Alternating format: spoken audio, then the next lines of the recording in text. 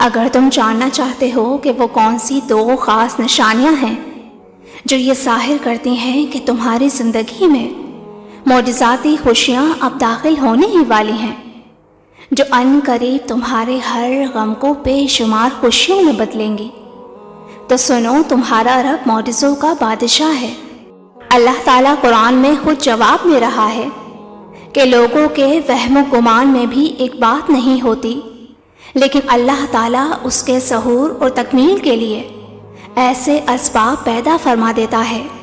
کہ عقل انسانی دنگ رہ جائے، کیونکہ ظاہری آنکھیں صرف ظاہری حالات کو دیکھتی ہیں، لیکن تمہارا رب جو کچھ کرنا چاہتا ہے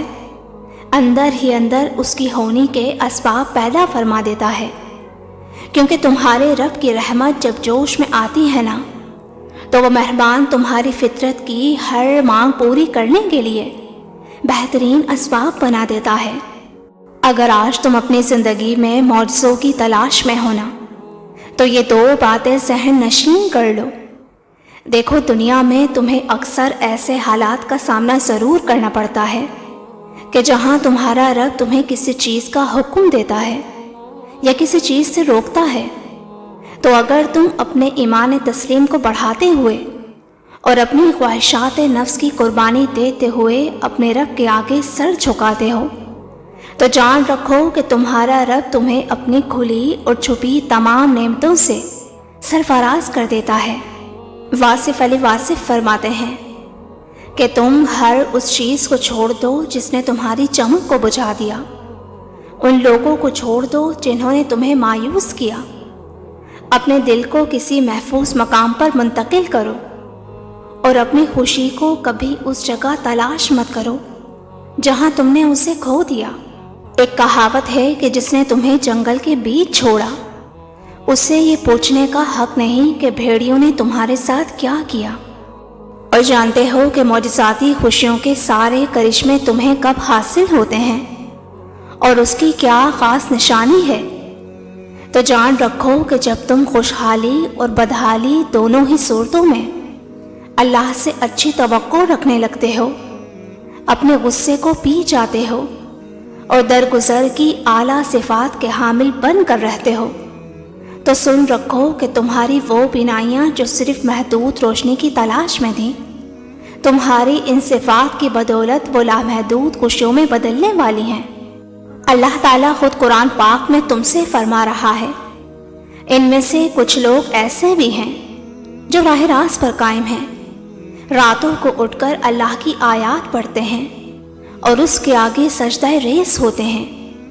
نیکی کا حکم دیتے ہیں اور برائیوں سے روکتے ہیں، یہ صالح لوگ ہیں، اور جو نیکی بھی یہ کریں گے اس کی ناقدری نہ کی جائے گی، اور اللہ پرہیزگاروں کو خوب جانتا ہے۔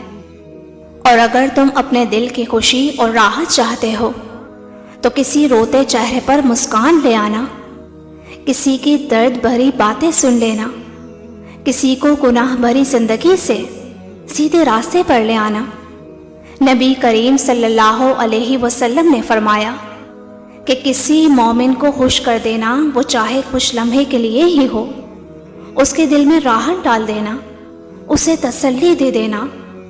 فرمایا جو کسی کے دل میں خوشی ڈال دیتا ہے، اللہ اس سے خوش ہو کر اس کے لیے بے شمار خوشیوں کے اسباب بنا دیتا ہے۔ اور اگر تم محسوس کرو کہ تمہاری دل کی آنکھیں تمہیں وہ نظارے کروا رہی ہیں جو تم سے پوشیدہ تھے،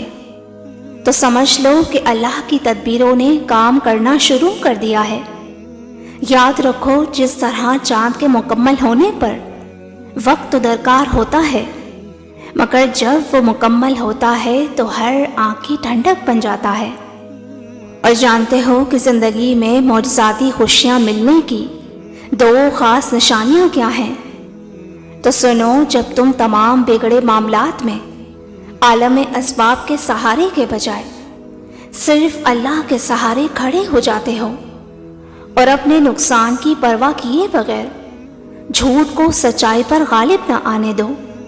تو جان لو کہ یہ وہ خاص نشانی ہے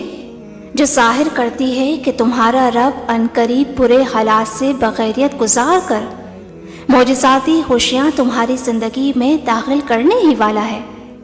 اللہ تعالیٰ خود قرآن میں اس کا اشارہ دے رہا ہے، اور جو جھوٹ پر گواہ نہیں بنتے اور کسی لغو چیز پر ان کا گزر ہو جائے تو شرافت سے گزر جایا کرتے ہیں۔ اور اے محمد صلی اللہ علیہ وسلم، اس خدا پر بھروسہ رکھو جو زندہ ہے، اس کی حمد کے ساتھ اس کی تسبیح کرتے رہو۔ تمہارے حالات بدلنے کی دوسری نشانی یہ بھی ہے کہ جب تم ناممکن حالات میں اللہ کا در نہیں چھوڑتے تب وہ تمہیں اپنے معجزات سے نوازتا ہے۔ مطمئن رہنا، ان قریب وہ تمہیں خوشیوں کا خوبصورت جہاں عطا کرے گا اور اپنی نوازشات کے وہ در تم پر کھولے گا جو تمہاری زندگی کے ہر غم کو مسکراہٹ میں بدل دیں گے انشاءاللہ۔